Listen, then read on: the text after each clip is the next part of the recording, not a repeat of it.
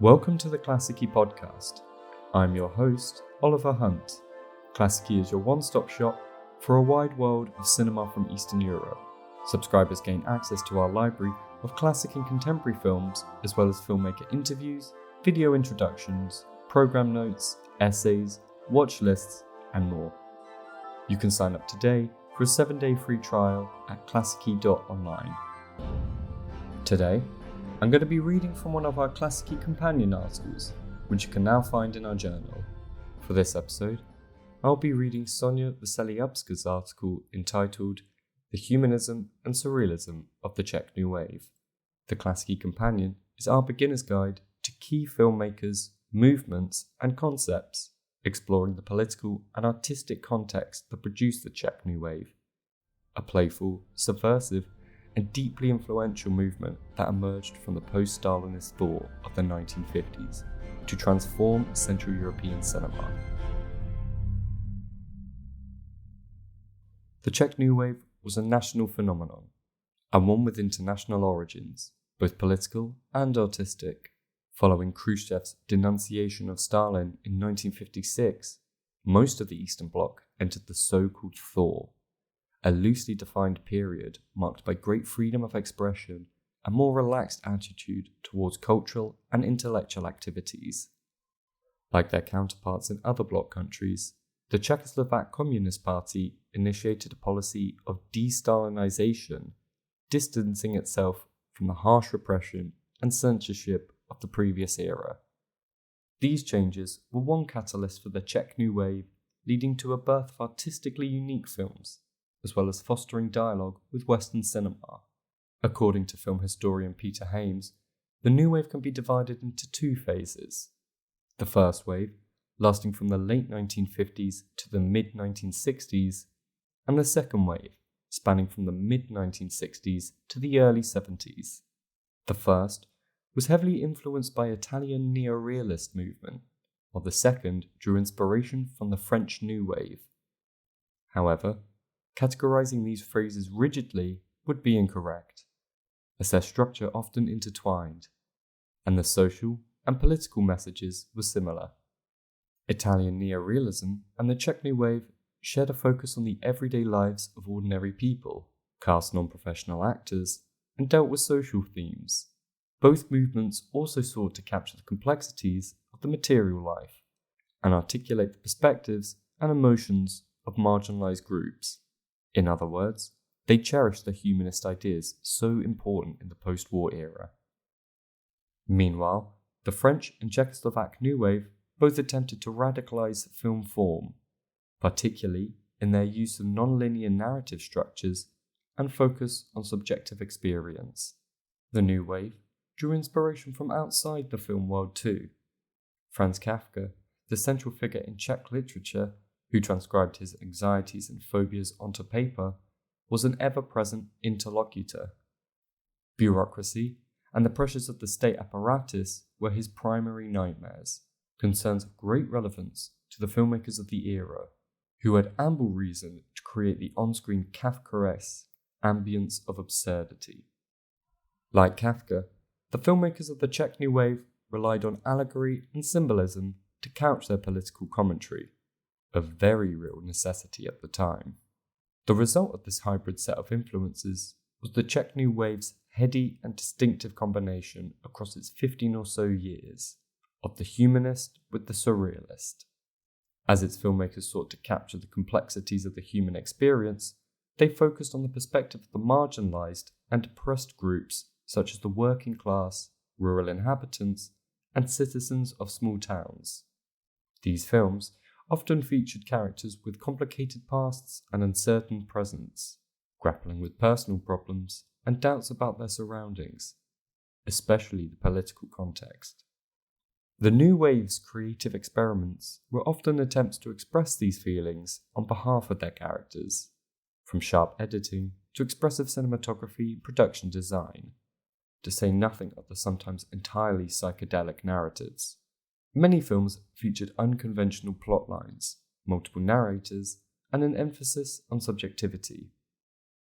With that introduction out of the way, here are 7 essential titles that encapsulate the Czech New Wave's blend of the humanist and the surrealist. In Vera Chytilova's Daisies, two young friends, both named Mari, declare the world to be immoral, and then proceed to behave accordingly. They challenge all social norms and declare a rebellion against their surroundings. Chytilova's contributions to the Czech New Wave arguably posed the most radical challenge to the classical cinematic form, emphasizing the status of the cinematic image as a fragile apparatus. Daisies is not only her most famous work, but also a highlight of the entire New Wave. An absolutely avant-garde film, it captures with every frame. Chytilova employs collage editing, hyper-expressive set designs, and disrupts temporal and spatial continuity throughout, subverting the stylistic canons of communist cinema were not merely an artistic experiment, it served as a crucial message against conservative social norms. Instead of realistically portraying the female experience, the director moves into a surrealist space in order to confront the absurd patriarchal fantasies that shape the surrounding reality. Mari and Mari are represented as hyperbolized images of femininity, dismantling the integrity of such representations. In addition to these social themes, Chytilova manages to subtly comment on the legacy of war. The film opens with gun gears and concludes with documentary footage of a city ravaged by bombings.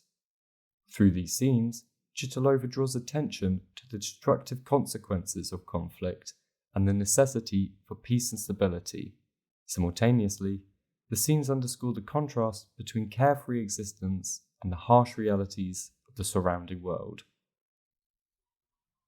The protagonist of Uri Herz's The Cremator is an exceptionally meticulous individual. Despite his stern profession as a crematorium operator, he finds time for his large family and delves deep into topics of Buddhism and classical music. However, as the Nazi occupation draws near, he becomes increasingly entangled in the political machinery of the regime. Subsequently, he begins to abuse his power and doesn't hesitate to endorse the ruthless extermination of his own relatives. The Cremator is a surreal journey into the core of ordinary fascism, concealing behind duteous decorum. The viewer experiences the transformation of the protagonist through an intense subjectivity of narration. This transformation represents the destructive influence of power and the danger of unrestrained behavior in the context of totalitarianism. Aggressive jump cuts, extreme close-ups, and the illusion of a cohesive diegetic space vividly convey Herz's fear at the ease in which fascism can be normalized.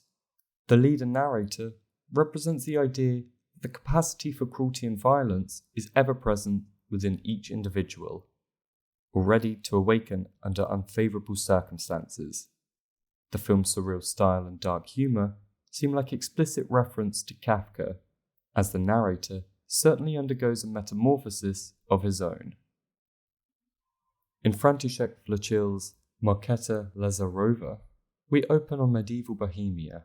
Young noblewoman Markéta is abducted by bandits.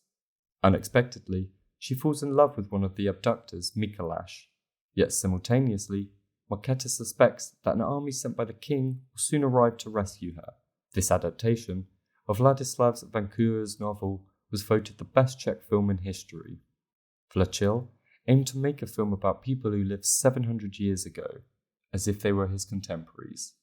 The director's desire to bridge the centuries was so strong that he spent a considerable amount of time researching societies that lived at the level of medieval development. After extensive anthropological research, the film's ethos becomes authentic in every way. For example, all medieval weapons in the film were made with the same materials used in the past. The film was described as unbridled in a positive sense. The plot revolves around violence and eroticism, with the intimate tension between Markéta and Mikuláš mirroring the external power struggle between factions and against the kingdom's total control, not only in the film, but also in the director's contemporary context. Despite the somewhat intricate literary foundation, the film effectively combines the brutal inherent to the original story with experimental cinematography. The camera work, with its uncompromising close-ups and unpredictable angles, along with high-contrast black and white imagery, elevates the narrative to an almost mythological level.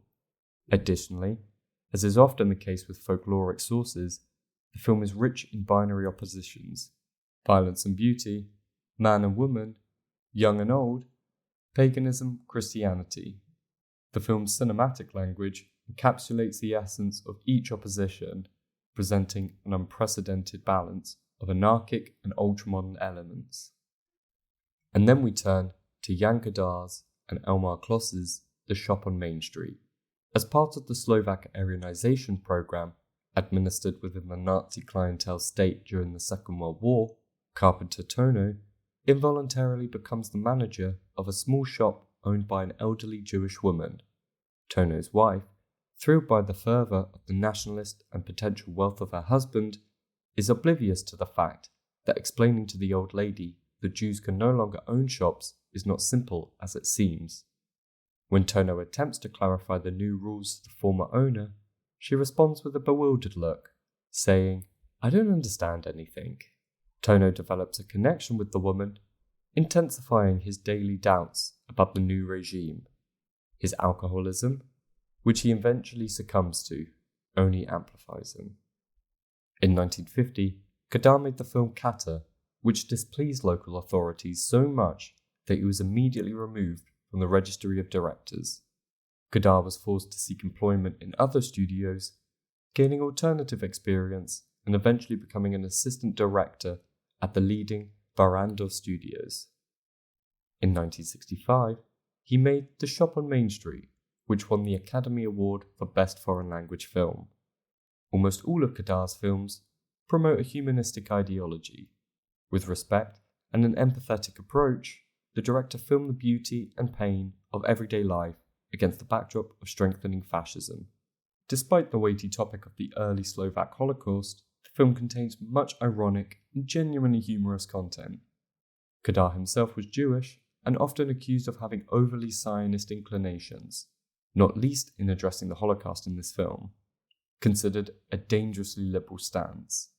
Nevertheless, the director boldly argued that his was a small story about an immeasurable trauma in Eastern and Central Europe during war. Wojciech Jasin's whimsical When the Cat Comes is set in a small, stagnant town dominated by bureaucracy and hypocrisy, tells the story of wandering artists. One of their number, Diana, touts a cat wearing sunglasses. When they are removed, the cat's gaze reveals the literal true colours of the audience. Liars turn violet, swindlers turn grey, lovers turn red, and the unfaithful appear yellow. After the performance, the cat goes missing, leading to chaos in the town and an escalating struggle to possess the magical feline. Jasin's film, which won the jury prize at Cannes in 1963, is one of the main reasons to fall in love with the Czech New Wave. It combines the theme of humanism with surrealist filmmaking. It's a completely magical spectacle, captivating with its original and non-linear plot, classic music, and colour experiments. When the Cat Comes, or also known in English as the Cassandra Cat, has been interpreted as a political allegory for the situation in Czechoslovakia in the early 1960s. The film's main focus is on children, which was quite unusual for cinema at the time. They symbolise innocence, while the cat represents freedom and individuality. Adults, as is customary with fairy tales, consistently strive to disrupt the ideal with their political machinations. Interestingly, the film begins with the narrator looking out from a tower over the townspeople, commenting on their lives and actions. Voyeurism was an integral aspect of the time, when escaping the gaze of Big Brother was almost impossible. The Sun and the Net by Stefan Uhr is a lyrical love story of two young individuals, Bella and Faiolo, whose relationship unfolds on one of the roofs of a panel building under the scorching summer sun. They both come from troubled families and share in the sadly common misfortune of their struggles. Their difficult relationship faces a new obstacle when Faiolo is forced to leave for a summer labour camp. This film, perhaps the closest in spirit to the classics of the Italian neorealism, is shot in a highly minimalist style, with natural light and limited dialogue creating a poetic atmosphere. It is also an excellent example of the transformation of state-sponsored socialist realism into the Czech New Wave. Here, the backdrop of the story about ordinary workers reveals a discourse on personality and its pain. The Sun in a Net is a quiet, closed, introspective film. The director saw in his formal approach the possibility to speak freely while responding to the ideological demands of the period. The film contains many coded political messages, hidden in poetic images centered around everyday life and nature. For example, a solar eclipse signifies the twilight of communism, while a boat washed ashore represents the communist situation in Czechoslovakia. The main motive is the appearance of the sun, which begins the film and which the camera repeatedly tries to capture throughout the movie, which symbolizes the vital necessity for the pursuit of freedom. In Milos Forman's iconic The Fireman's Ball, a regional fire department organizes a grand ball to celebrate the 86th birthday of its leader, who is stricken with cancer and barely understands what is happening. Despite his condition, colleagues present him with a ceremonial bronze axe, while a beauty contest is planned among female attendees. However, the organization of the entire event fails miserably after potential candidates have to be forcibly dragged into the selection and the lottery prizes are stolen. Forman's films from the New Wave period are best described as collective portraits reflecting the everyday behaviour of ordinary people. Forman clearly emphasises the strained relationships and fundamental divisions between older and younger generations that create the demand for change. The Fireman's Ball resembles a collection of jokes that constantly blur the line between new and old forms of humour. Stylistically, Forman was influenced by the neorealism, seeking authenticity by using non-professional actors, improvisation, and minimal lighting effects. This aesthetic approach allowed the director to undermine the glorification of the common person in social realism, while at the same time demonstrating the psychological complexity and moral flaws of his character. The most notable sequence in the film is the selection of participants for the beauty contest. The fire department leadership openly objectifies the candidates, hapless girls standing against a wall, not understanding what is expected of them. They dream of leaving the room, while excited leaders try to finish the ludicrous bureaucratic process. In addition to his desire to truthfully convey the social realist of Czechoslovakia, Forman also aimed to formulate a critical message about it. The satirical behaviour of the characters in his films exposes the absurdity of ideological conservatism and the shortcomings of the state it produces. That was the Klassiki companion to the Czech New Wave, written by Sonia Vasilievska. Sonia Vasilievska is a film critic and a member of the Union of Film Critics of Ukraine, whose work mainly focuses on Ukrainian and European cinema. Make sure you head to klassiki.online/journal to explore our archive of companions, watch lists, interviews, and more.